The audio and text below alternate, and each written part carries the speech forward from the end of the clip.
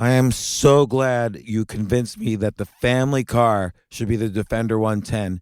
It is so beautiful inside, it's so comfortable, and it just feels indestructible. Yes, it really is. I've been waiting a long time for the new model to come out. The Defender 110, I'm telling you, it's my favorite car of all times. It's my third one.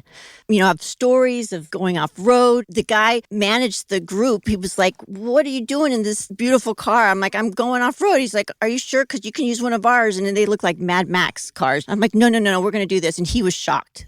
Wow.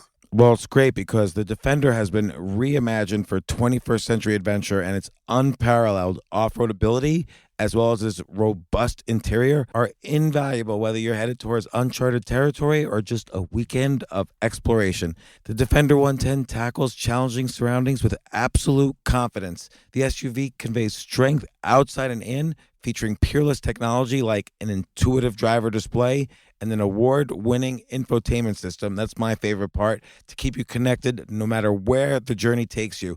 Adventure is unique to everyone, and so is the Defender. Choose from the two-door Defender 90, the four-door Defender 110, or the larger Defender 130 with the ability to seat up to 8 passengers.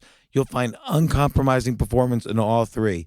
So pack up and go even further with the Defender 110. Learn more at LandRoverUSA.com/Defender. Sometimes it takes a different approach to help you unlock your true potential. Capella University's game-changing FlexPath format helps you learn at your own pace and fit earning a degree into your life. From before you enroll to after you graduate, you'll be supported by people who are invested in your success so you can pursue your goals knowing that help is available if you need it. Imagine your future differently at capella.edu.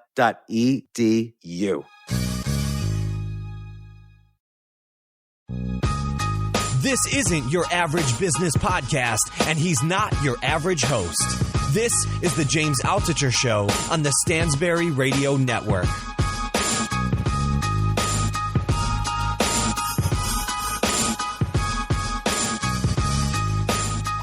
Rich Roll, Ultra Ironman Marathon Man Extraordinaire. How are you? Good, James. Thanks for having me on your show. Rich, you have a deep, dark past, and we're going to get into that. But also, you've done some amazing things since you've done what I'll describe as choosing yourself. But I was describing earlier to my 13-year-old who I was going to be talking to today, and I told her you run all these ultra marathons. Maybe you can define first what an ultra marathon is. Yeah, sure. For those that don't know, an ultra marathon is essentially any running race that's longer than a marathon, so longer than 26.2 miles. But after that, there's all kinds of distances. There's 50 milers, there's 100 milers, there's 135, 150 mile runs. I actually specialize in ultra distance triathlon, which are triathlons that are longer than an Ironman. If people know, if your guests know what an Ironman is. Tell me about the 5 you did in 7 days in Hawaii. How many miles did you cover just with your raw physicality? Yeah, that was something I did in 2010 that a friend of mine and I tackled, and we called it Epic 5. And essentially what it was attempting to do an Ironman a day, 5 Ironmans on 5 Hawaiian islands, and complete it in 5 days. And an Ironman is a very long triathlon, which over the course of one day, you swim 2.4 miles, you ride your bike 112 miles, and then you celebrate by running a marathon. So we did 5 of those in a row, traveling island to island to island. It took us a little bit longer than 5 days, but we got it done in under a week. Oh my God. Yeah, and so Rich, just to be clear, you're my age. I don't know, when's your actual birthday? Just since you're 47 years old and I'm 47 years old. Yeah, I'm actually 48. My birthday's in October, so October 1966. Okay, so you're slightly older than me. So in 2010, that year was the first year I got a personal trainer. And I was able to do 30 push-ups. I like it, man. That's pretty good. I was focused. I made the decision. I was focused on my body, but I wasn't going to go 700 miles in 5 days. That's for sure.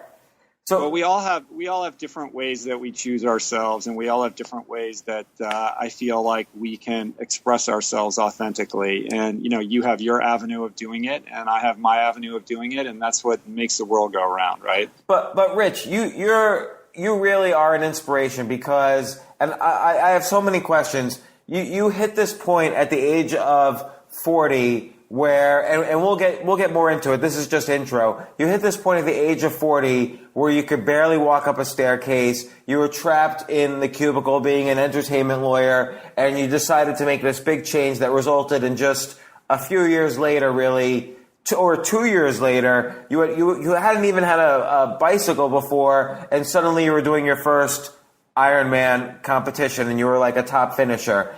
And that's just an amazing transformation. You're also a huge advocate for a plant-based diet, which an all plant-based diet, which is amazing too, because people ask you all the time, like, well, where do you get your proteins? And you have an answer for that. You've written a beautiful book that I have right in front of me, The Plant Power Way. It's just beautiful photographs, recipes, great pictures of your family, your house. It's really inspirational.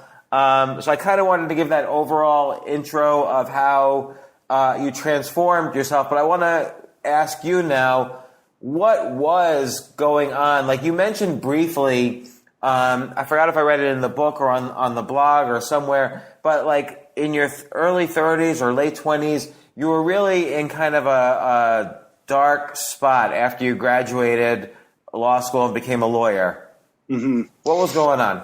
Yeah, for sure. I mean, I think that I was sort of my whole life had been premised on this idea of the American dream. I grew up in a very education-oriented household where, achievement and higher education were sort of synonymous. And I think I had intuited my whole life this premise that if you study hard and get good grades and get into the best college and then transfer all of that energy into the corporate world and, arrive early and stay late and go the extra mile, that eventually not only will you achieve this, idea of the American dream, which is, 2 cars in the garage and all of this, but that ultimately that held the promise of happiness.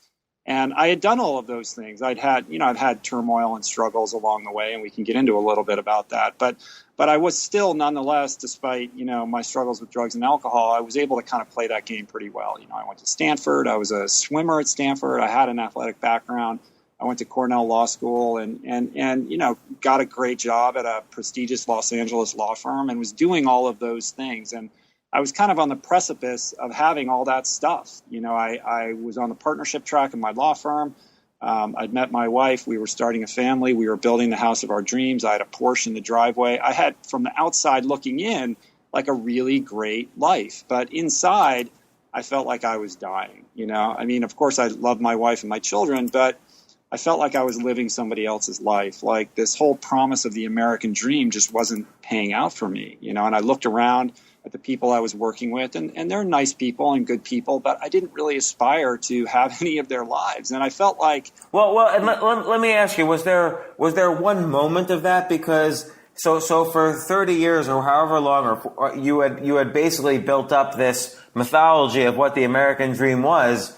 It doesn't just switch off like that. Like, when did you kind of get sort of reprogram yourself to think that this is not the American dream, or was it a gradual process? It was a gradual process, but I think it's that thing where, suddenly you find yourself living, someone else's life but you're so invested in it. So how do you then break free of that or do something different? And I think, if there was one concrete moment, it was probably, when I did my 100-day stint in rehab.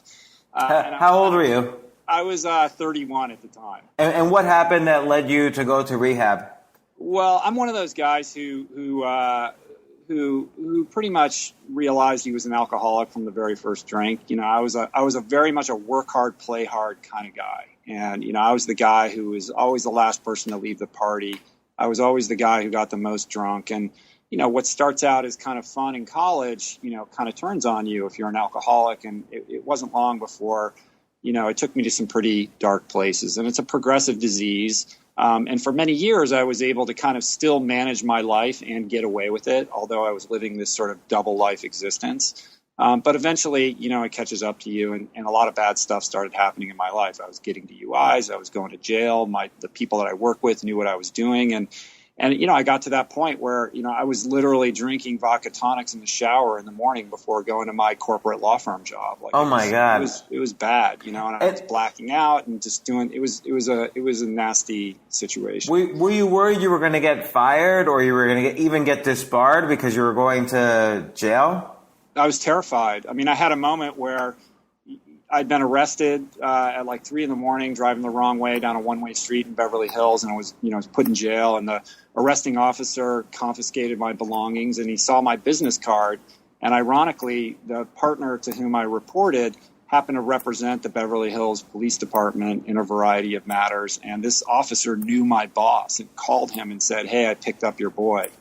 And so my boss knew what was going on, and I thought I thought I might get disbarred. I certainly thought I was going to get fired. And ultimately, him and the firm with whom I worked for was supportive when I had that kind of moment of clarity and realized that not only that I needed help, because of course I needed help. I was in a bad way, but that I was finally really willing and able to accept that help. And in my case, that took the form of going up to rural Oregon and settling into, rehab existence, which, in today's day and age is sort of, you hear about people going to rehab all the time, but in truth, it really is a mental institution. My best thinking got me institutionalized. But to your point, James, that experience, it didn't just save my life. It was my first kind of introduction to a few sort of core spiritual principles about how to live your life. And it helped me kind of rethink and reframe what I was doing. And I remember early on in that experience when a counselor said to me, he asked me a question. He said, "Rich, are you a human having a spiritual experience, or are you a spiritual being having a human experience?" And I just looked at him like baffled, like I didn't even understand the question, but that was sort of the starting point for me in terms of kind of questioning what I was doing and starting to think more broadly about it. That's interesting, because if you think about a question like that, there really is no answer. Like, the answer doesn't quite mean anything, but at the very least, it just thinking about the question takes you out of the path of school, law firm, house, family, 2 cars, retirement, death. It kind of makes you question, is there another path? To be sure. I mean, just to grapple with that, I think is an important thing to do, because it makes you take sort of a landscape, 10,000 foot view on what it is exactly that you're doing, and it helps kind of put things into perspective. At least that's what it did for me. And was your wife supportive during this period? Like, was she kind of there for you?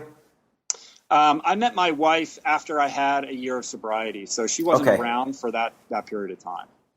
Okay, because it seems like from the beginning she's like a very healthy lifestyle, and she was ready for you to come over to the healthy lifestyle side, it seems. Yeah, for sure. She's certainly the healthier one in our relationship equation, and there's no question about that. Well, and just to be fair though, and I don't think I said this before, you're like ranked among like the fittest people in the world, so that's saying a lot about your wife too. Well, I mean, she's, I'm where I'm at because of her. And I really believe that, it's her example and her belief in me that has allowed me to kind of, step into the person that I think she always saw underneath all of my density. And by density, I don't just mean physical weight, like just this sort of, burden that I was carrying around about what I was supposed to be doing. She always believed that I could unlock, that better version of myself. And she held that belief. And that's ultimately, it's a longer story, but ultimately, that was absolutely essential in me kind of stepping into this new way of living, this choose yourself idea, I guess you could call it. Yeah. And that's what I want to build towards, because so you do the rehab at 31, but it's not until 40 that you're feeling so just physically bloated and unhealthy, you couldn't even, or as the Rich Roll, story goes, you couldn't even make your way up a staircase without breathing heavily, and that's when you start making this big change. But obviously during these 9 years between 31 and 40, big things were happening to you. Like if you could look at a video of yourself from, let's say, now, and you look at a video of yourself at the age of 35, like what would be going through your head right now? It's two different people completely. I mean, physically, mentally, emotionally. I mean, everything about how I live and what I do on a daily basis looks nothing like what I was doing then. And like what was a day like at the age of 35? And this is after rehab, so you were already on some sort of path after rehab, but before your real big changes. Like what was a day in the life at age 35? Sure. So, the first thing is that when I got out of rehab, I was just so hell-bent on trying to repair all the wreckage that I had created as a result of my drinking and using. So my priority was creating a solid foundation of sobriety and then, kind of getting back everything that I lost. So I compensated by throwing myself into work and not taking care of myself physically. So I'm working the 80-hour weeks, trying to, regain everybody's respect by being the guy that, would show up when he said he would show up and, follow through and on things that he committed to and would look you in the eye when he talked to you. And, I was determined to, I'd had this, negative thing that had happened to me. And I felt like I had to overcompensate to overcome that. And at the same time, despite, being sober, in retrospect, looking back, I think that I transferred a lot of my addictive tendencies onto diet and lifestyle habits. So I was subsisting on what I like to call the window diet. Like if you drive your car up to a fine dining establishment and can roll down the window and they hand you food, that's basically what I was eating. So tons of fast food and, lots of, Chinese food takeout at the law firm and things of that nature. And, when you're young, you can get away with that stuff to some extent, but it starts to catch up to you as you start to inch towards 40. And so it was a gradual process of becoming more and more lethargic, more and more of a couch potato, packing on, the 5 to 10 pounds a year, and also kind of, progressing in this certain state of denial about what I was doing. Like I would still look in the mirror and think that I was that 20-year-old, fit swimmer guy from Stanford. And I wasn't able to really kind of see myself as I was actually living. Okay. So fast forwarding 13 years, what exactly did you do today? So it's 1:30 on the West Coast. What time did you wake up this morning? Well, I just got back from Texas. I was speaking at a huge health conference in Texas where I gave 4 talks over the weekend about health and fitness and diet and nutrition and all these things. So the idea that I get up in front of large groups of people, I mean, in this case, it was a crowd of 600 people and gave an hour-long keynote about my story and my life and how I changed it. I mean, if you had told me at age 35 that that's what I was going to be doing, I would have said you were absolutely insane. So this is really interesting because 35 is often an age where people feel like it's too late for them. Like they either have found their calling and vocation in life or they haven't. And here you've done a complete 180-degree turn in that time since then. And, it's unbelievable, the change. Yeah, not only that, though. I mean, I think it's important to also, place it in context to the extent that, this is not something that I mapped out on a piece of paper and said, I'm going to get from there to here. Like this has been, the things that have happened to me really are a result of me making a decision to invest in myself and start to pursue the things that I was passionate about without necessarily any plan in place about what that was going to look like professionally. Like I just started moving in that direction, and it's almost like the universe conspired to meet me where I was. And the opportunities that I now have are a direct result of just sort of deciding that I wasn't going to play the game that I had been playing it. I was going to do it a different way. And I had no idea what that would mean or where that would lead me. Well, I think that's a key thing is the deciding to, what you just said was the most important thing is deciding to invest in yourself. That's almost the only thing you have to do. Like, because then, like you say, then the universe conspires after that. As long as you're putting in the work, things will happen to make it work for you. It's true, but that can also come off as sounding a little sort of pithy or contrite. Like, Okay, I agree.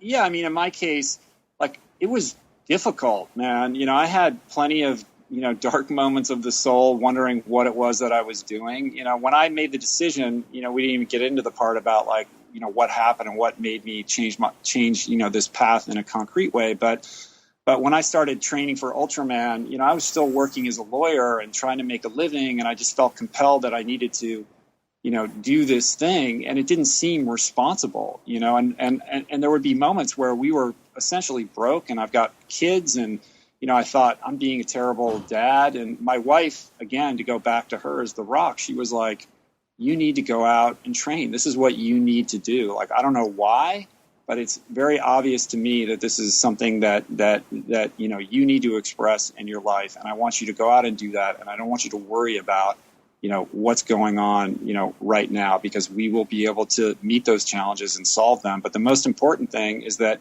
you're engaged in what you're passionate about right now. And so I want to get into that moment, but I also want to point out again, obviously, the importance of having people around you. It's not just being physically healthy, it's being emotionally healthy, being the sort of person that people like that will be around you and supportive of you and ready to help. Yeah, water rises to its own level, right? And I think that, whatever challenge it is that you're trying to pursue in your life, entrepreneurial or interpersonal or whatever, I think health is extremely important. And I mean health in the most comprehensive sense. Good health starts with what's on your plate, but if you want to truly be well, that means, a balanced approach to your mental health, your emotional health, your physical health, and your spiritual health, and redressing all of those things, I think, is crucial to being able to express your best, most authentic self. And you can be eating a great diet, but if you're bonkers insane, how healthy are you truly? And in my case, I did a lot of interpersonal work. Like, I had to really look at myself in the mirror and tackle some behavioral aspects of how I was living that weren't comfortable and weren't fun to kind of pick apart. So at the age of 40, you're again, as the story goes, you're going up this staircase. I'm almost thinking you should bring this staircase with you to every house you ever move into. It's like so important to your story. So you're going up this staircase, you can't breathe. And now this is like the moment. So what happens? What's going through your mind? And what was the first thing you did? So, yeah, I'd been working late. I picked up a bag of cheeseburgers on the way home. I got home. My family was asleep. I plopped on the couch. I start doing what I usually do late at night, which is watch Law and Order reruns or something stupid like that. So you were just in a law firm all day, and now you're going to watch a law firm on TV. Yeah, exactly. Right. It's like that's where I was at. And as I started to doze off, I said, I got to go to bed, and I started making my way, up the staircase to our bedroom, and I had to pause halfway up a flight of stairs. I was 39 years old. I was going to be turning 40 soon, and I was winded. I was out of breath. I buckled over. I had tightness in my chest, and I started to get beads of sweat on my forehead. And it was a panicked moment where I thought I might be having a heart attack. And it was really scary. My mom would always say to me, you got to watch out for your heart. Heart disease runs in our family. You got to be careful about these kinds of things, because her father, who I'm named after, his name was Richard Spindle. Much like me, he'd been a champion swimmer when he was young. He was captain of the University of Michigan swim team. He was an Olympic hopeful. He never smoked. He was never overweight, and he continued to stay fit and active his whole life. But he died of a heart attack when he was 54. When my mom was in college, certainly long before I was born. And that was that was a traumatic event in her life, obviously. And I never really thought about it. You just don't think about that kind of stuff when you're young. But that all kind of snapped into focus for me in that very, crystallized, moment that evening. And it was a moment that reminded me a lot of the morning that I woke up and decided, it's time to go to rehab, like that moment of clarity. And I think that it really reminded me just how potent these moments can be. Like if you're lucky enough to have a moment like that in your life, and you can make a decision, you could change your life. Like in the moment I decided to get sober, I was in enough pain where I was willing to do something different. I made a decision, and my life was irrevocably altered for the better forever. And I think when I was on the staircase, it occurred to me that this was another such moment where I had a very slim window of opportunity to make a decision that would allow me to change and live differently. But if I didn't take it seriously and immediately implement some kind of specific new direction, that it would quickly pass and I'd be back to my status quo. So the heightened kind of aspect of that moment, I think, and my ability to kind of capture it and do something about it was informed because I had that prior experience. That's interesting. So the fact that you had, because there are two different types of intense experiences. One where you completely removed yourself from your environment for 100 days in order to kind of literally clean out the toxins in your system, both physically and emotionally and so on. And this other one is more about habit than addiction, where you still have to go back to your normal, quote unquote, normal life, but at the same point you have to change it to have a healthier lifestyle. That's in some ways more difficult because it requires overcoming these deep set habits, like having this window diet, for instance. Yeah, for sure. And, whereas when you get sober, there's a clear demarcation line between using drugs and not using drugs. With respect to diet, well, you still have to eat, right? Right. But I think because I had done so much interpersonal work and the tools that I kind of intuited through recovery were very helpful in helping me create some new habits and rules around what I was going to do with respect to food and exercise. Well, so like the next day, I assume you let your wife sleep and stuff while you were going through this heart attack. But like the next day, did you like say, okay, I'm in, make quinoa for breakfast or whatever?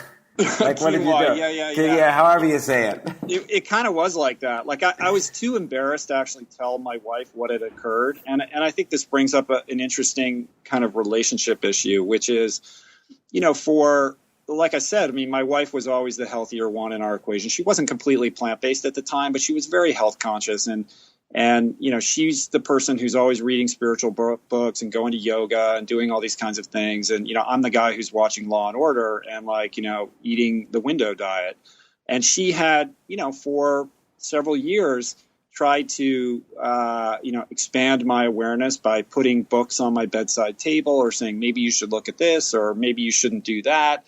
And I think she got progressively more and more frustrated when I wasn't biting. It wasn't working, her approach. And she got to a point where, because of the kind of interpersonal work that she's done, where she faced a decision, which was, I can continue to try to get this guy to change, or I can just decide, I'm going to love him exactly who he is, and I don't need him to be any different. Like, he's going to be who he is.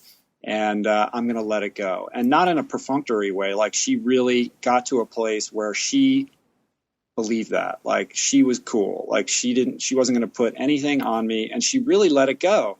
And I think I felt that void, and when she was no longer trying to get me to be different, suddenly it made me able to see myself more clearly and think, this is on me. Like, what do I want for my life? Like, what, not for someone else or because somebody else wants me to be something other than I am, but what is it that I want? And I think it helped me kind of confront some of these things. But yeah, because if you think about it, like after you got back from, and I apologize for interrupting. I tend to interrupt too much on the podcast. But when you got back from rehab, your first instinct was, even though you had done this amazing transformative thing for your life, your first instinct was, how can I get back in favor with the people I disappointed? So you were still kind of outward focused on these other people who had these expectations on you. And it was almost your wife removing expectations that allowed you to ask yourself what you fully expect from yourself. What would be a life for you?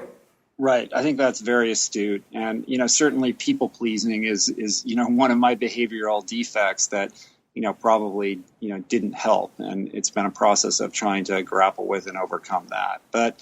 But yeah, so that's where it started. And from there, I did a 7-day like fruit and vegetable juice cleanse that was horrific for a couple days. I felt like,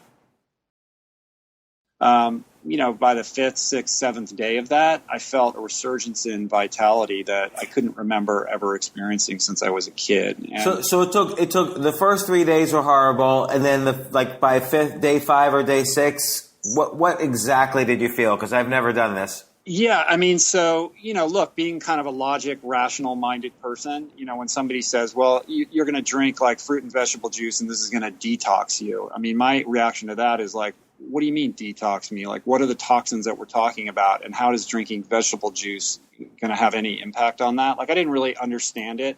But I think the important thing was that I was willing to try something different. I was willing to just say, you know what I'm doing is not working.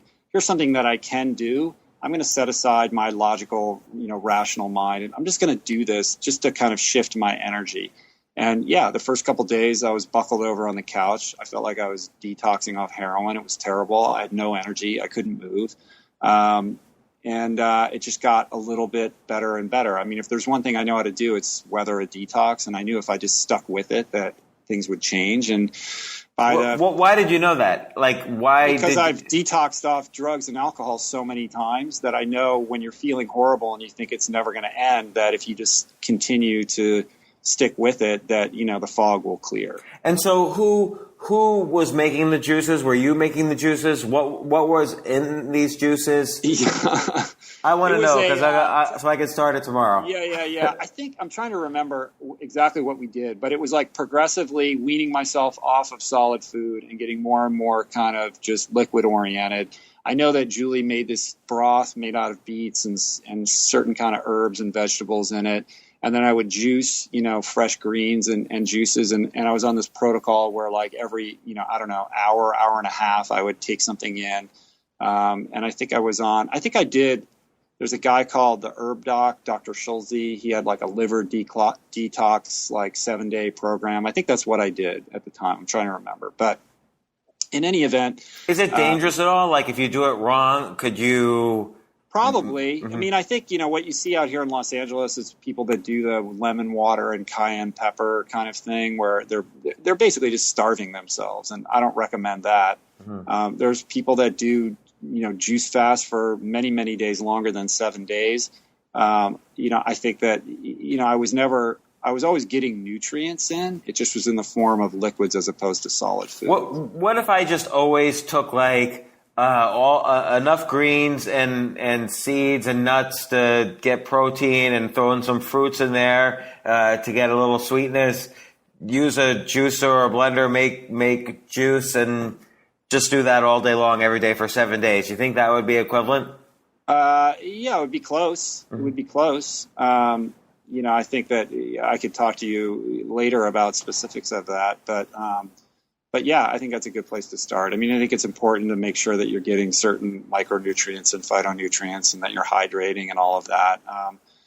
But I think there's many ways to kind of slice and dice that. But I'd be happy to talk to you about that. And then so after day 7, you've done this cleansing. Now are you feeling like lighter? Did you lose weight in the 7 days? Like what happened?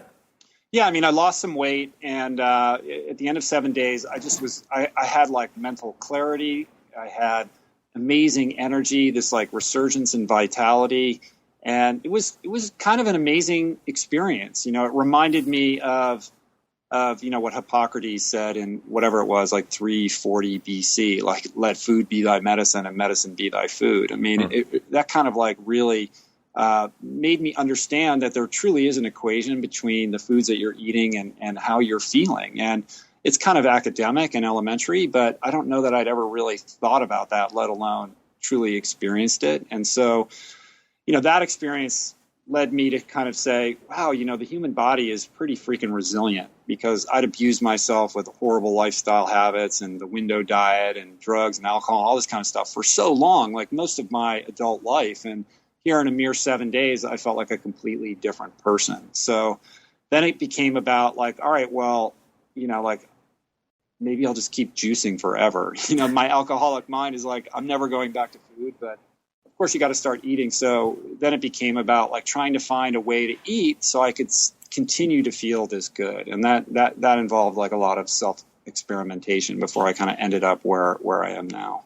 And that's difficult because like I even tell my wife, like I can't, it's hard for me to go grocery shopping with her because, there's 18 aisles of junk food, and then there's one aisle here with vegetables and another aisle here with fresh fish, which I enjoy. But I'm tempted on those 18 aisles in the middle. Like I can't go into a grocery store without leaving with something. So I know. How do you do it? It's become really difficult. I mean, it's crazy that the Whole Foods are relegated to the far, like Siberia in our gigantic grocery stores. I mean, when did grocery stores become the size of Walmart? I mean, they're getting bigger and bigger and bigger. And, 90% of them are those middle aisles where everything is packaged, everything is processed, everything is, sort of high in salt, sugar, or fat. And, there's a really interesting book by Michael Morris. I don't know if you read it. It's called Salt, Sugar, Fat. No, I haven't read that. He looks at the big food companies and he kind of draws this analogy to big tobacco in the 70s in the sense that these giant food companies are pouring tons of dollars into scientific research and marketing in order to kind of really specifically and scientifically devise these foods that activate the pleasure centers in our brain to create that addictive response. So it becomes very difficult to say no to those, and to stick to those aisles and to focus on the fresh produce or opt to go to the farmer's market instead. So I'm empathetic and, I listen, I consider myself a food addict and I know what that's like. So it takes a while to, kind of find what you want, what works for you, and then build the habit of not slipping back into the window diet. Like how many days do you feel it took you before you knew for sure you weren't going to slip back into an unhealthy diet, and basically what made you settle on kind of the plant power approach? Yeah, so I mean, it wasn't an overnight thing, and I think there's this idea that people can like switch their diet overnight and never look back. And if you can do that, more power to you. I mean, in my case, it was a good 6 months of playing around with different things, and I was kind of settling on this vegetarian diet for a while, which was very much a junk food vegetarian diet and kind of mental games that I would play with myself. What's a junk food vegetarian diet? Like pancakes for breakfast? You can get, you can order a pizza from Pizza Hut, and as long as you don't put pepperoni or sausage on it, like that's vegetarian, right? But I don't think anybody would say that that's a healthy thing to eat, right? So, you can eat potato chips and Oreos all day long, and that's vegetarian, but certainly not healthy. And I think, as you see the kind of proliferation of Whole Foods markets and this interest in, kind of vegan diets, you're seeing more and more meat analogs and vegetarian or vegan or vegetarian alternatives to foods that we like to eat. So coconut ice cream and, sort of vegan butters and vegan mayonnaises and all these sorts of things. And I think they're great as transition foods, but it's easy to fall into the trap that they're super healthy because they don't have animal products in them. And that's where I think you can get into trouble. So okay, take a typical day for you now. Like, let's say tomorrow. You'll wake up, what time? I usually wake up sometime between 7 and 8. Okay, and then what will you do first? Will you exercise or will you eat? Yeah, I mean, I work out in the morning. Sometimes I just go out and train right away, but more often than not, I'll start my day with a green smoothie in our Vitamix blender, and that usually is a lot of kale, some spinach, maybe a half a beet, some hemp seeds, some chia seeds, some ground flax seeds, some berries, maybe a little bit of fruit, but it's really just a lot of dark leafy greens is how I like to start the day, and that gets me kind of out the door with like some really, good energy. And how long does it take you from beginning to end to make this for yourself? I mean, that takes me 5 minutes. Okay. It's really, and look, I got 4 kids. When I open up the refrigerator, like I never know what I'm going to have and what I'm going to be run out of, so more often than not, I'm improvising based on what we happen to have in the refrigerator. So it's not the same thing every day. And I think that's important too. People always ask me like, well, what's the ultimate smoothie, or what is it exactly that you're doing? And, it's different. It's different every day. It's variations on a theme, but the exact specifics of it tend to, change. Okay, so you have a smoothie. Now you're going to go out and train. We didn't get into this yet, but obviously between the ages of 40 and 42, you got massively into running. So I assume that's your workout is running. It's either running, swimming, or cycling, or maybe a little bit of gym work or yoga, and it's different. Like right now, it's different than it was when I was preparing for those crazy races. So right now it's a little more modest, but I do try to get something done every day before I start my work day. And, that's usually a bike ride, which during the week could be anywhere from 2 to 4 hours, or a run that's usually about 1.5 hours to 2 hours, or a swim that will be like 1.5 hours. Okay. So, and then you come back. And do you have another smoothie just because to re-energize? Yeah, I mean, I'll do is I'll make that Vitamix, and then I won't drink the whole thing. I'll drink like, a quarter of it or half of it, and then I put the rest in a thermos, and then I take that with me. So I have it with me. In Los Angeles, you're driving around. I keep all my training stuff in my truck. So wherever I am, I can if I have a free hour, I can get out and do a run or something like that. And I try to keep healthy foods in my car all the time. So I'll have a thermos of smoothie, and then I'll have some healthy snacks, like I'll have some bananas or, an apple or some almonds or something like that. So after I work out, I just kind of graze on that kind of stuff until lunch. And then lunch is usually a huge salad with, a giant salad, like a giant bowl quite often. And then I snack throughout the day on fruits and nuts and things like that. And then, dinner is, you saw the cookbook. It's any number of those kinds of things that my wife, who's a phenomenal chef, makes for our family. Yeah, it all looks great. Like I really and the photos are beautiful. Like every dish looks great. I definitely recommend people get this book. We're going to be trying the recipe, or every recipe in this book. So it looks great. So, how did you get into the running after, so you got kind of on the vibe of the diet, but then how did you get into the particular type of workout and competitions that you were going to be into? So what happened was, after playing around with kind of a junk food vegetarian diet for a while, I kind of run my course with healthy eating because I wasn't losing any weight. My energy levels went back down from that juice cleanse, and I was kind of at my wit's end, and I was ready to give up. And then I thought, well, I'm eating vegetarian. This doesn't really seem to be working, but what if I got rid of the dairy, and what if I got rid of all this processed food that I'm eating that I'm tricking myself into believing is healthy when I know, that it's not. And so I decided to give that a go, and my expectations were nominal at best. I didn't think it would really make any difference. And I think I was hoping that it wouldn't work. Like I just thought, well, if I do this and it doesn't work, then I can go back to eating cheeseburgers and I can say that I tried everything. That was your secret That wish. was my agenda.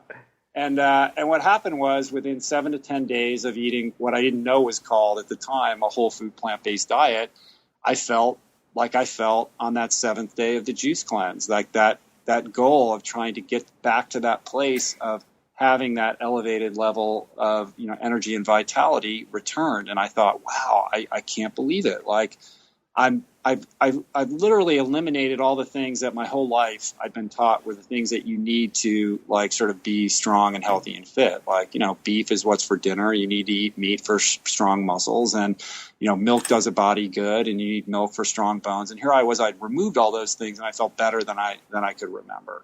And so that's when I realized I was onto something. And I had so much energy, James, that I started exercising again, not because I had some idea of returning to becoming a competitive athlete, but I was having trouble sitting still. Like my foot was tapping. I'd sit down at my computer at my desk, and And I felt like my body was like kind of vibrating. Like I just felt compelled to go outdoors and move my body. And that's really how it began. And meanwhile, you were still officially a lawyer.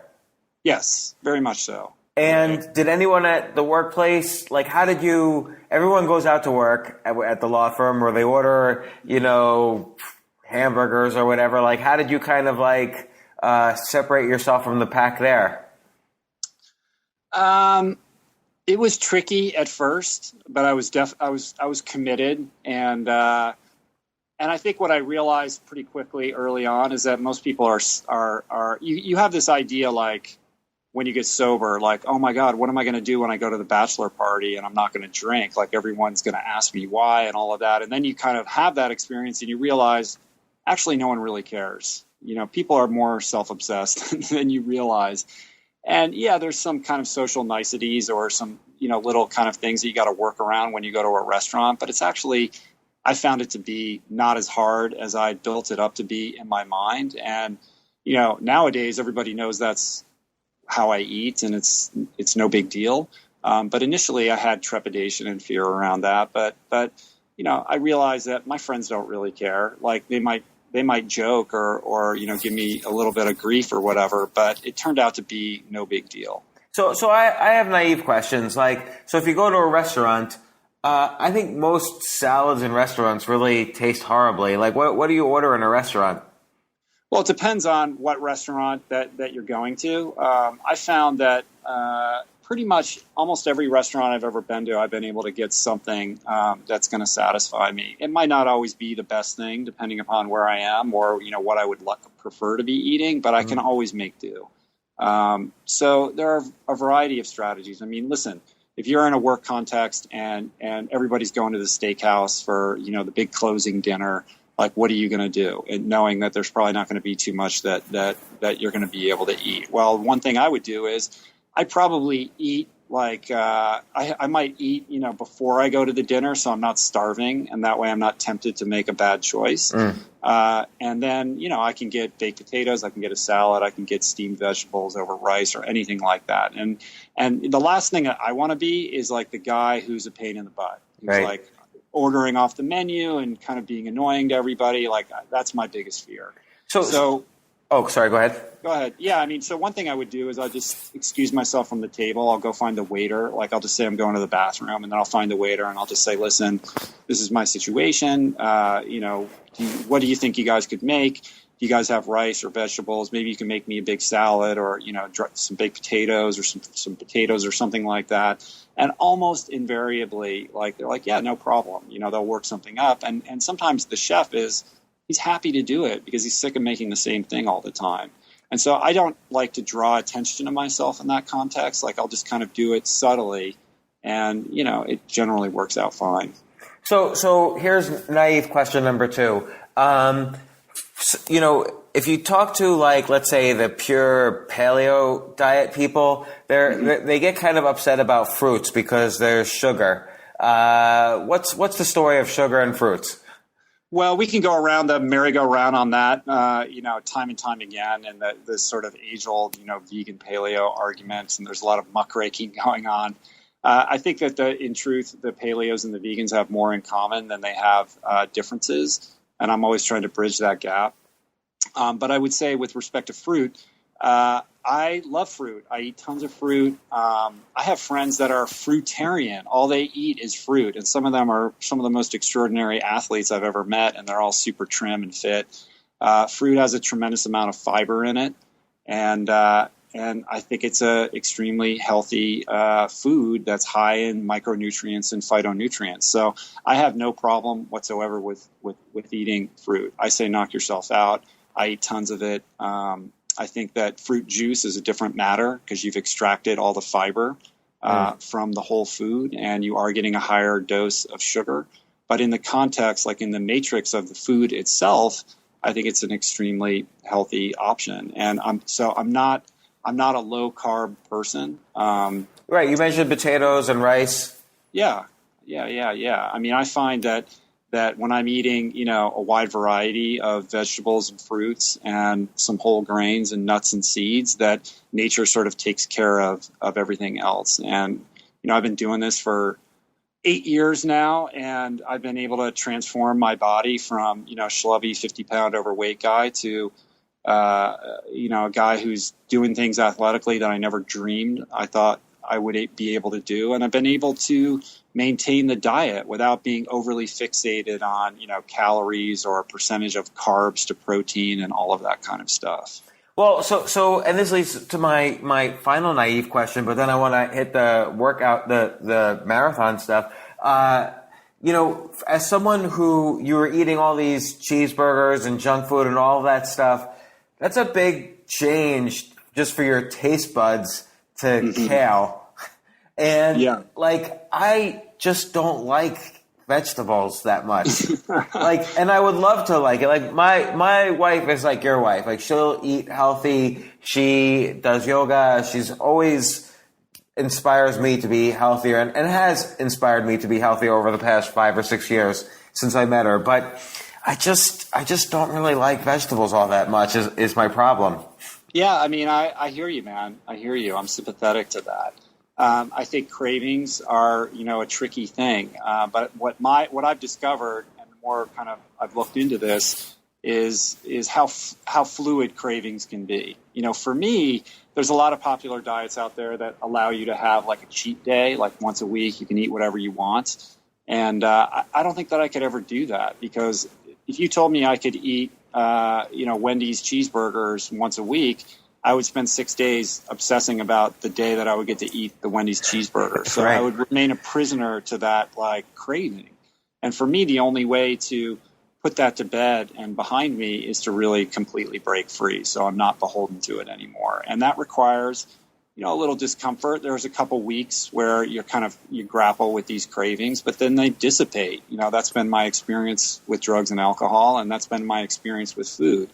And there's some really interesting studies that are coming out right now about the microbiome, about your gut ecology, and the relationship of that ecology to the cravings that we have. So, in essence, what they've determined is that somehow, and I'm not sure exactly how this mechanism works, but the microorganisms in your GI tract somehow can trigger your nervous system to compel you to crave certain foods.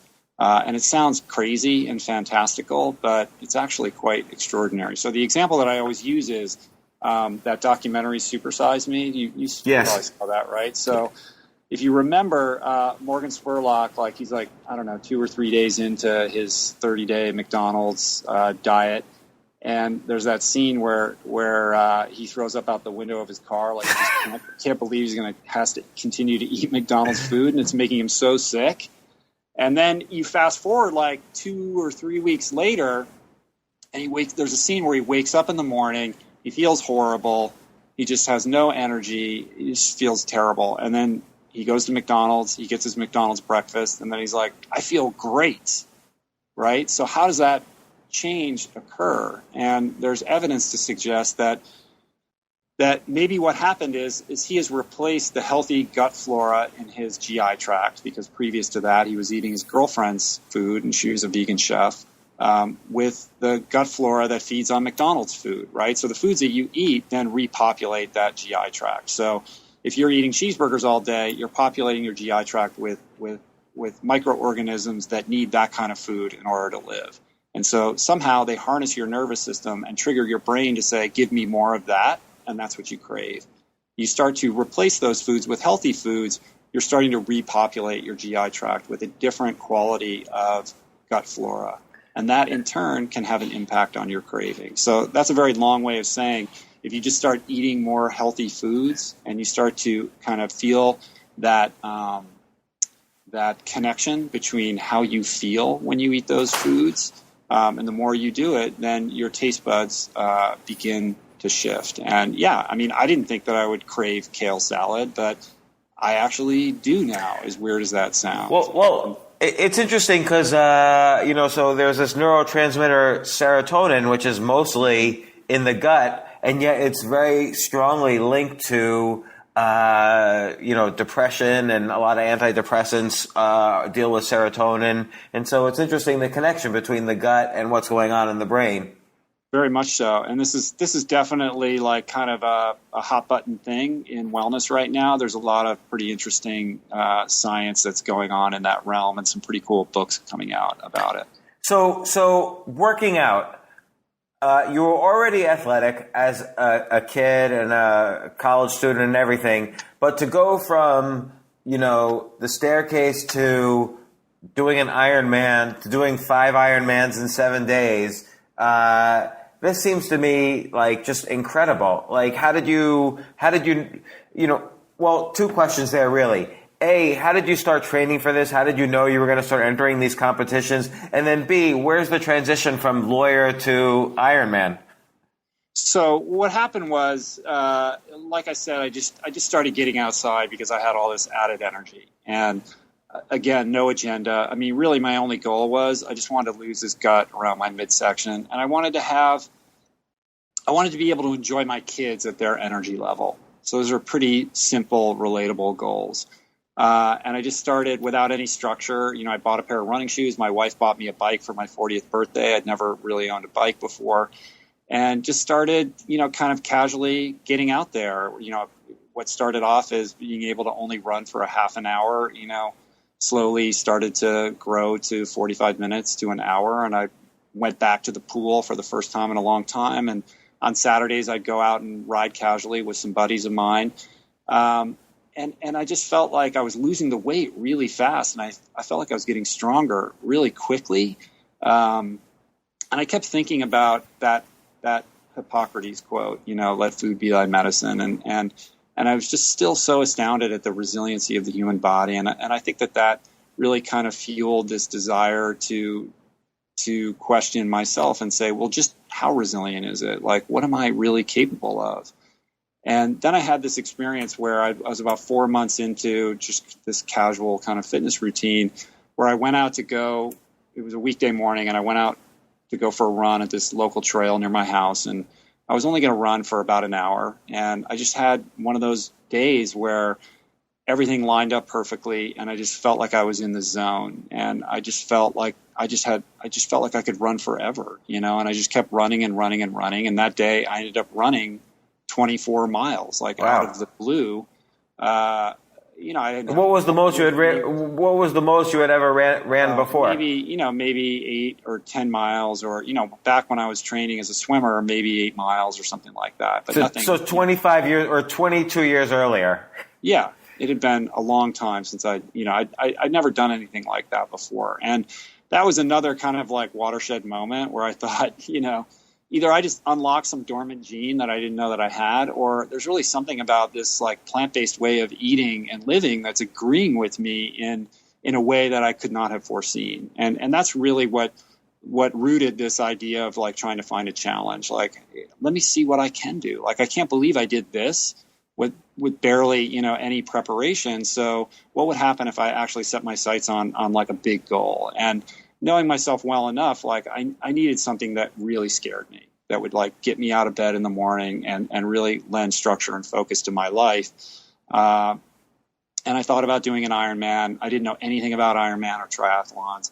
I didn't, I went on the Ironman website and thought maybe I'll find one of those races. And I didn't realize that they all sell out like a year in advance. And, I just didn't, I was like, well, that's not happening this year.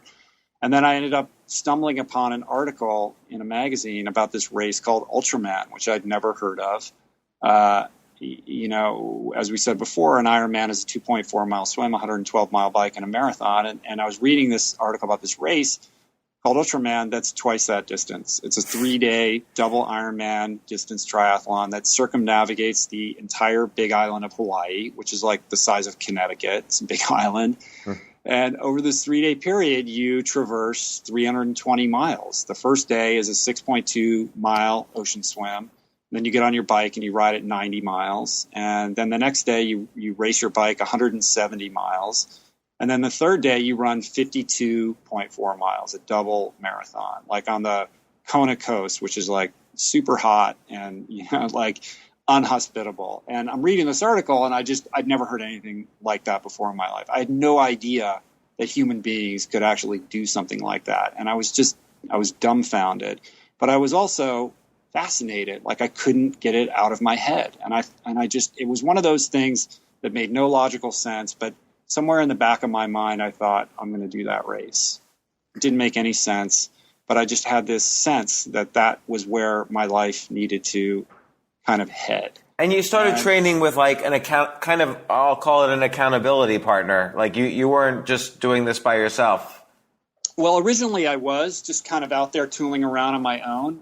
But what happened was, I set my sights on trying to get into this race, and which seemed impossible because they only accept 35 hand-selected athletes. It's invitation only from around the world. And I had no credentials to be accepted to participate in something like this. But I was able to leverage my lawyerly skills to be very convincing with the race director, and I hoodwinked her somehow into letting me into this race, which is a whole other story. But once I kind of got the green light and was told, okay, you can do this, then I got to work, and I hired a coach, and I got real serious about what I was doing. I started to really research nutrition. I started to truly understand what I was going to have to do in order to show up at the starting line of this, absurd endurance fest. And I only had 7 months to do it, which isn't very much time for something like this, particularly coming from where I was coming. And so, and I'm sorry I don't know the full details of the story, but when did you stop being a lawyer in all of this? So I didn't. Meanwhile, I'm practicing law the whole time. Like, who are your clients while you're doing this? So what happened was, eventually I left the big law firm, which was like a baby step in my choose yourself adventure. Yes. And I started my own firm with 2 other guys. So I went from being accountable to a bunch of senior partners who wanted to know where I was every 5 minutes of every single day to kind of being my own boss in an entrepreneurial sense. So I was still practicing law, but I had a lot more freedom than I had before, which meant that I could determine my daily schedule, which allowed me to incorporate my training into my day in a way that I wouldn't have been able to had I been working in a traditional, sort of corporation or law firm. So that allowed me to, basically take on training like it was a second job. So I would train in the morning, I'd go work, and then, I would go out and train again. I started at its peak. I was training 25 or 30 hours a week. It really was like a second job. And I can't tell you how many times I'd be out on a training ride on my bike in the middle of nowhere. And, I'd have to stop and do a conference call. Like I was sort of practicing law, while I was training, and I would think, I'm negotiating some deal. And I was representing writers and directors and film producers and doing production legal on independent movies and things like that, things that in the grand scheme of being a lawyer are actually pretty fun. But I would think, as I was talking to some, talent agent on the phone on the side of the road in my cycling kit, thinking if this guy knew what I was actually doing right now, because he's assuming that I'm just in my office. Right. And that was kind of a tricky, tightrope to walk for a while to make sure that I was getting all my work done and serving my clients and, being responsible to them while also doing this other thing. So I actually didn't stop practicing law until Finding Ultra, my first book, came out, which was in 2012. So it's coming up on 3 years. So I was practicing law for quite some time before I was really able to responsibly let go of it, because being a provider for, a family of 6, I gotta bring home the bacon. And the kind of things that I'm doing now. Sort of bring home the bacon. You want to bring home the opposite of bacon. The veggie bacon. Right. So when the first book came out, Finding Ultra, did that basically make enough money you could retire as a lawyer? Absolutely not. I did that. It was my first book. I did it with Random House with Crown, and I got a pretty good advance for a first-time author. And if I was living in a cabin in the woods by myself, maybe I could have stretched out that money to make it last. And but that money went pretty quick. And as you know, those checks come in installments. Yeah. So it seems like maybe it's a lot of money, but in truth, it doesn't turn out to be as much as you think.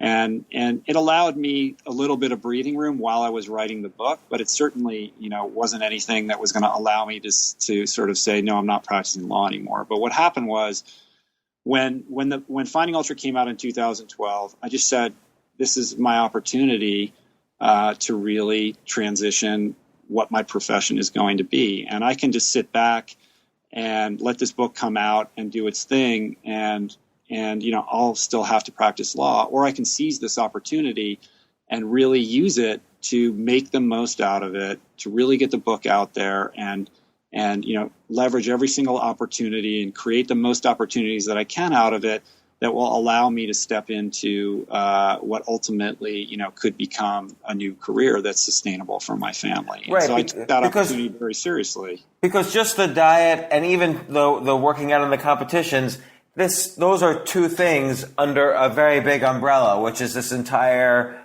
nutrition space, and they established your credibility, but now it opens up the entire space to create a living and a career.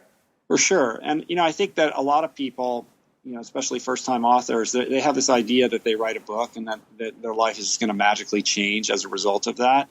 And I can tell you that, I worked harder on getting the book out there and trying to, exploit every nook and cranny to go around and speak where anybody would let me speak, for free, financing it myself.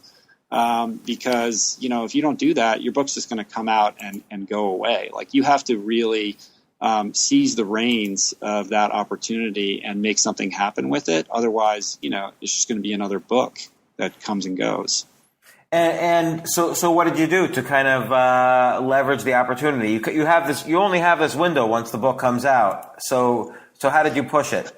Right. So I realized that, my book, which is, that book, which is essentially a memoir, it's my story, the story that I've been telling you today, but it's also got plenty of nutritional information and stuff about plant-based nutrition. And I realized that, the vegan market is a big market. And every summer there's veg fests all over the country where they have speakers come in, and they don't really pay you to do it, but you can go and you can talk about your book and you can meet people. And I just went on the road and I went to all of those.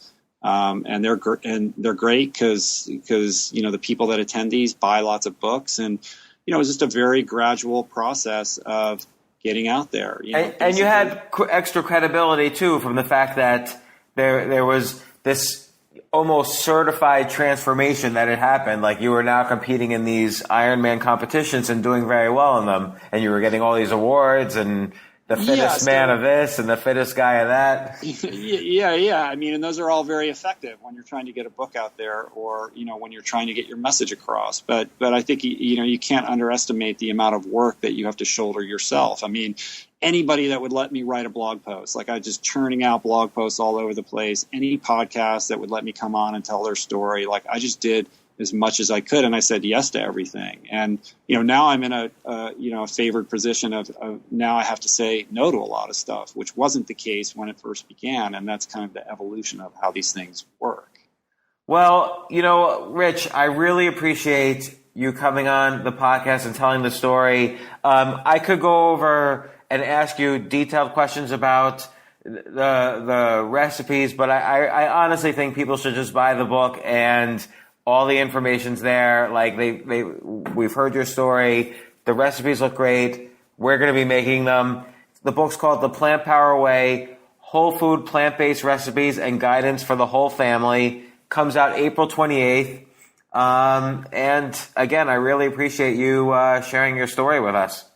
Thanks, James. I really appreciate it. If I could just say one thing about the book, I mean, I want to make sure people understand this is not just a book for vegans. This is really, we wrote this book to have broad appeal, to speak to the average modern American family. I think parents, people out there want to do the right thing. They want to eat healthy. And most importantly, they want their kids to be healthy. They want better information about how to cultivate healthy habits in their children. And so on top of all the recipes in the book, there's a lot of lifestyle guidance, tips and tools and resources and kind of opinion pieces about, how we did it and how it can be, accessible for you. So, yeah. And I think you're right to bring that up. And I think also the recipes, what I was most nervous about is that the recipes would look bad, but they actually look good. Like super soul food pancakes,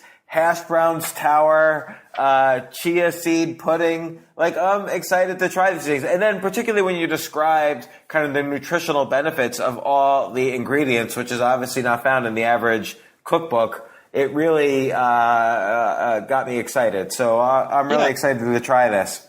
They're hearty and they're delicious. This is not precious gourmet stuff. This is just, food that Americans like to eat. And these recipes were developed by us. I mean, they're all easy to make. I mean, my wife, she's a genius in the kitchen, but she's not going to spend all day in the kitchen. And when she sits down to make a dinner, she's like, what am I going to make that's going to, when Rich gets back from his training session, is going to satisfy him, but something that our kids are going to eat too? Like, it's got to work. It's got to be sustainable. It's got to work within the construct of our busy lives. And I think that's, the key. And that was kind of one of the themes that we really wanted to try to make sure that we held true to. So honestly though, if you ate, I'm the type of person, I could eat this morning porridge that you mentioned three or four times a day, every day.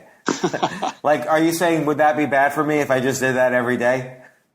I don't know. Well, I don't know what you're doing now. Maybe it's better than what you're doing now, James. I don't eat that bad right now. I tend to be, I'll just tell you, 2 meals a day and really no meat, occasional fish, but more slightly pescatarian, is fish-based. And then I do a lot of avocado and low on carbs. I tend to eat okay, but this looks better. It's going to be good for you. How about Claudia? She's on point, right? Yeah. Well, she makes everything for me. I haven't been in a kitchen in like 20 years. So well, here's what we're going to do. The next time you're in Los Angeles, you're going to come over to our house, and we're going to make you an amazing meal, and you're never going to look back. Excellent. Well, I look forward to it. Well, right. Once again, Rich, thanks so much, and I will talk to you soon. Thanks, James. Appreciate it. Bye. For more from James, check out the James Altucher Show on the Stansberry Radio Network at stansberryradio.com and get yourself on the free insiders list today.